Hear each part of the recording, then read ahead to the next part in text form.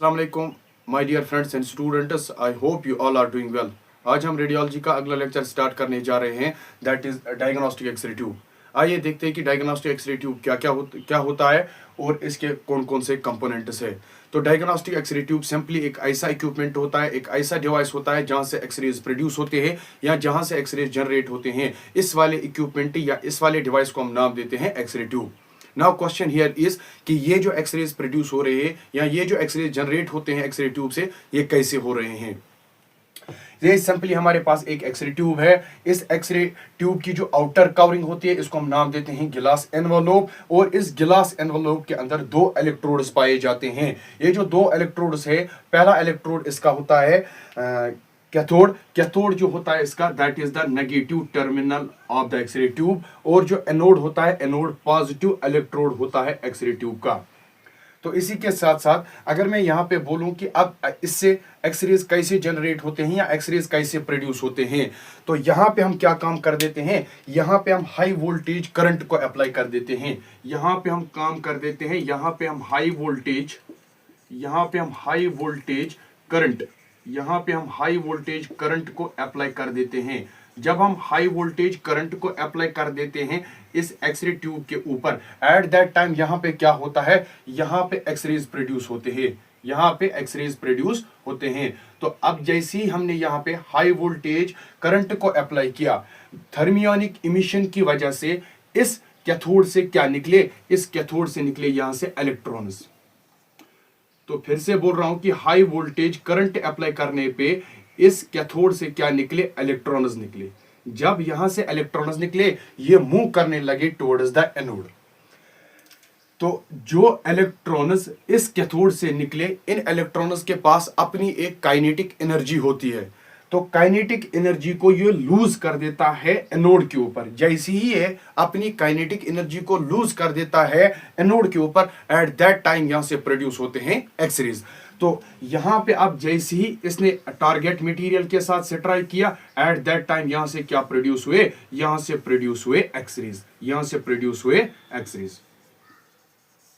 तो इसी तरीके से यहां पे प्रोडक्शन होता है एक्सरेज का। सिंपली मैंने ये लिखा है, an x-ray tube is a device to generate x-rays by accelerating electrons at very high speed them towards directing them towards the target material. यानी कि हाई वोल्टेज करंट अप्लाई करने पे थर्मियोनिक इमिशन की वजह से कैथोड से electrons निकले जिनकी स्पीड बहुत ज्यादा थी, और वो स्ट्राइक करने एनोड मटेरियल यानी कि टारगेट मटेरियल से वो स्ट्राइक करने लगे। एट दैट टाइम यहां से क्या प्रोड्यूस हुए, यहां से एक्सरेज प्रोड्यूस हुए। ये जो टारगेट मटेरियल होता है, टारगेट मटेरियल को हम नाम देते हैं एनोड, टारगेट मटेरियल को हम नाम देते हैं एनोड।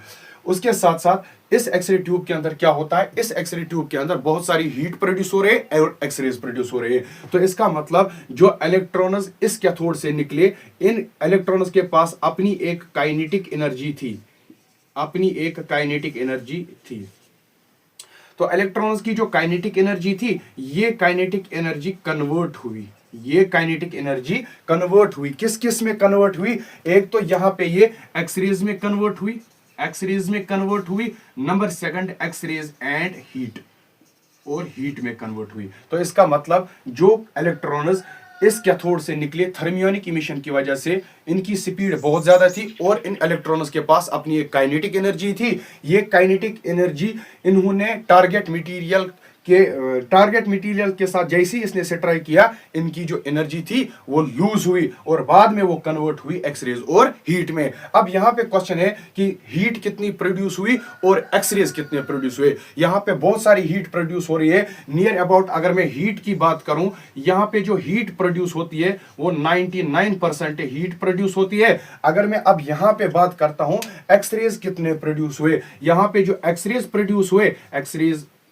एक्सरेज जो यहाँ पे प्रोड्यूस हुए, उनकी जो तादाद थी वो ओनली 1% थी। तो इसका मतलब काइनेटिक एनर्जी जो थी वो 99%, इलेक्ट्रॉन्स की जो काइनेटिक एनर्जी थी वो 99% हीट में कन्वर्ट हुई, और जो काइनेटिक एनर्जी इलेक्ट्रॉन्स की थी वहां पे वो कन्वर्ट हुए 1% ऑफ द एक्सरेज में। तो इसका मतलब इस ट्यूब से 99% हीट निकलती है और 1% एक्सरेज निकलते हैं। इसी तरीके से यहाँ पे प्रोड्यूस होते हैं इलेक्ट्रॉन्स। तो यही मैंने लिखा है, this interaction of these electrons with the target material produces x-rays. इस टारगेट मटेरियल के साथ जैसे ही इलेक्ट्रॉन स्ट्राइक कर देते हैं वो अपनी काइनेटिक एनर्जी को लूज कर देते हैं, और लूज करने के बाद वो कन्वर्ट होते हैं 99% हीट में, और वहां से प्रोड्यूस होते हैं 1% एक्सरेज।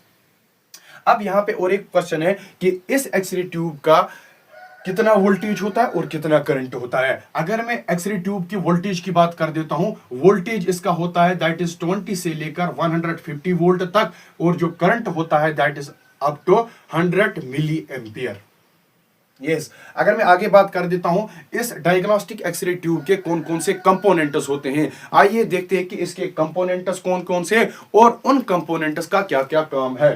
तो पहले the components of the x-ray tube, अगर मैं टोटल कंपोनेंट्स, इसमें बहुत सारे कंपोनेंट्स होते हैं, फिलहाल के लिए मैंने यहाँ पे 6 आपको लिखे हैं, और उसके साथ साथ कि करंट कैसे हम अप्लाई कर देते हैं उसके ऊपर, उसको हम बाद में डिस्कस करेंगे। तो पहला है that is the glass envelope, second component of x-ray tube is tube housing, and third component of x-ray tube is cathode, and fourth is called as anode, and fifth is beryllium window, and sixth is called as protective housing. इसी तरीके से जो x ray tube का cathode होता है, इसके 3 parts होते हैं, one is connecting wires, second is the filament, and third is called as focusing cup. And इसी तरह जो फोर्थ कंपोनेंट एक्सरे ट्यूब का है एनोड, एनोड को बाद में 2 हिस्सों में डिस्कस कर देते हैं, दैट इज स्टेशनरी एनोड और रोटेटिंग एनोड। आइए हम देखते हैं कि glass envelope, the first component of the x-ray tube is the glass envelope. ये गिलास एनवलप क्या होता है? अगर मैं यहाँ पे गिलास एनवलप की बात करूंगा, ये हमारे पास जो आउटर कवरिंग, इस एक्सरे ट्यूब की जो ये आउटर कवरिंग है, इसको हम नाम देते हैं गिलास एनवलप। तो the outer covering, the outer transparent covering of x-ray tube that contain inner parts of the x-ray tube, इसका मतलब जो ये आउटर ट्रांसपेरेंट कवरिंग होती है ट्यूब की, इसको हम नाम देते हैं गिलास एनवलप। इस गिलास एनवलप के अंदर क्या पाए जाते हैं? इस गिलास एनवलप के अंदर एक्सरे ट्यूब के 2 इलेक्ट्रोड्स पाए जाते हैं। एक तो इसके अंदर कैथोड इलेक्ट्रोड आता है, दूसरा इसके अंदर एनोड आता है। कैथोड जो होता है वो नेगेटिव होता है, और जो एनोड होता है ये पॉजिटिव होता है।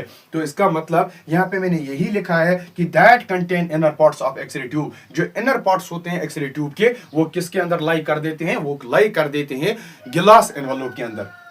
उसके साथ साथ अगर मैं इस गिलास एनवलप की बात कर देता हूं, जो ये आउटर कवरिंग है, ये बना हुआ होता है पायरेक्स गिलास का। It is made up of Pyrex गिलास, जिसको हम नाम देते हैं बोरोसिलिकेट्स, जिसको हम नाम देते हैं बोरोसिलिकेट्स। और उसके साथ साथ ये जो गिलास एनवलप होता है, ये हाईली एवेकेटेड होता है और चारों तरफ सील्ड होता है। तो ये था बेटा गिलास एनवलप। नंबर सेकंड कंपोनेंट जो हम डिस्कस करने जा रहे हैं, that is called as tube housing. Tube housing क्या होता है? अगर मैं यहां पे थोड़ा सा इसको ऐसे बना दूं कि ये होता है हमारे पास ट्यूब हाउसिंग। अब यहां पे मान के चलो आपकी ये होता है ट्यूब हाउसिंग, ये मान के चलेंगे कि ये हमारे पास होता है ट्यूब हाउसिंग, ये हमारे पास होता है ट्यूब हाउसिंग। अब यहाँ पे कुछ अमाउंट ऑफ गैस भी वैक्यूम को क्रिएट किया जाता है, इसके अंदर कुछ वैक्यूम को क्रिएट किया जाता है, इसको हम नाम देते हैं बेटा tube housing. Tube housing, tube housing. हाँ, अब ये जो ट्यूब हाउसिंग होता है, ये ट्यूब हाउसिंग क्या होता है? सिंपली ये जो ये हमारे पास एक्सरे ट्यूब, ये हमारे पास गिलास एनवलप, और इसके अंदर 2 इलेक्ट्रोड्स पाए जाते हैं, और इसके ऊपर जो कवरिंग होती है उसको हम नाम देते हैं tube housing. Simply the x-ray tube is covered in a lead line metal. ये जो इसकी कवरिंग होती है, ये लेड लाइन मेटल होता है, जिसको हम नाम देते हैं ट्यूब हाउसिंग। सिंपली एक एक्सरे ट्यूब, जो एक्सरे ट्यूब होता है, एक्सरे ट्यूब को ऊपर से कवर किया जाता है लेड लाइन मेटल से, उसको हम नाम देते हैं ट्यूब हाउसिंग। सेकंड, अब इस ट्यूब हाउसिंग के अंदर क्या क्या चीजें पाए जाते हैं? अभी हमने देख लिया कि इसमें गिलास एनवलप पाया जाता है, इसमें कैथोड पाया जाता है, और इसके अंदर एनोड पाया जाता है। इसके साथ साथ the tube housing is the part of x-ray machine. ये जो ट्यूब हाउसिंग होता है, tube housing is the part of x-ray machine, जहां से एक्चुअली जनरेट होते हैं एक्सरेज, जहां से एक्चुअली जनरेट होते हैं एक्सरेज। उसके साथ साथ इसके अंदर जो यहाँ पे ये वैक्यूम को मेंटेन किया जाता है, ये किस लिए होता है? It supports the tube components. अब जो एक्सरे ट्यूब के कंपोनेंट्स है, लाइक दैट ऑफ कैथोड है, एनोड है, इन को ये सपोर्ट प्रोवाइड कर देता है और मेंटेन करके रखता है इस वैक्यूम को इस ट्यूब के अंदर। उसके साथ साथ इससे क्या होता है, it is seal to maintain the vacuum and ensure the efficient electron movement. Electrons का मूवमेंट अच्छा हो, इलेक्ट्रॉन्स का मूवमेंट एफिशिएंट होने के लिए इस ट्यूब के अंदर किसको क्रिएट किया जाता है, किसको मेंटेन करके रखा जाता है, that is the vacuum, that is vacuum. उसके साथ साथ हम पढ़ने जा रहे हैं इसके अंदर beryllium window. Beryllium window is the fourth component of the x-ray tube. Beryllium window का काम क्या होता है? विंडो का सिंपली काम होता है कि जो यहां से इस ट्यूब से जो एक्सरेज प्रोड्यूस हुए, उन एक्सरेज को एक पाथ प्रोवाइड करना। अब पाथ प्रोवाइड नहीं बोलूंगा कि यहां से एक्सरेज सिंपली बाहर निकलते हैं, ये होता है बेरिलियम विंडो का काम।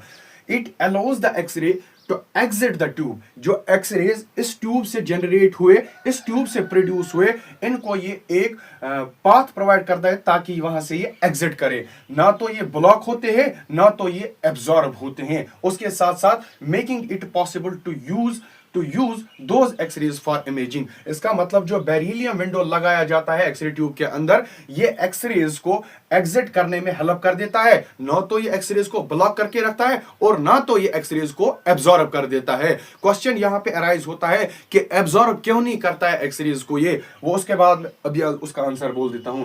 X ray tube window is made up of beryllium. X-ray tube window जो होता है ये बना होता है beryllium. Now question here is कि बेरिलियम का ही क्यों बना होता है? बिकॉज जो बेरिलियम होता है, बेरिलियम को इसीलिए हम प्रेफर्ड कर देते हैं, बेरिलियम के पास लो डेंसिटी पाया जाता है और लो एटॉमिक नंबर पाया जाता है। अब अगर यहां पे लो डेंसिटी भी है बेरिलियम की, लो एटॉमिक नंबर भी है, तो इसका मतलब जो एब्जॉर्प्शन ऑफ एक्सरेज होगा वो भी कम होगा। इसीलिए हम इस विंडो के अंदर किसको प्रेफर कर देते हैं? बेरिलियम को प्रेफर कर देते हैं। और यहां पे ये एक्सरेज फिर बाद में हमें जरूरत पड़ता है फॉर इमेजिनिंग के लिए। आई होप कि ये इतना आपको समझ आया होगा। बाकी रहे बाकी components like that of cathode, anode, और इनको हम आगे फर्दर अगले क्लास में डिस्कस करने जा रहे हैं। तो आई होप कि आप सबको ये समझ आया होगा। अगर किसी भी जगह कोई भी डाउट था या कोई भी क्वेरी थी या कोई भी कमेंट था, आप मुझे कमेंट बॉक्स में पूछ सकते हो। और साथ साथ में आपसे ये भी गुजारिश है कि आप मेरे यूट्यूब चैनल और Facebook page radiology study point को लाइक, शेयर और सब्सक्राइब करें। थैंक्स।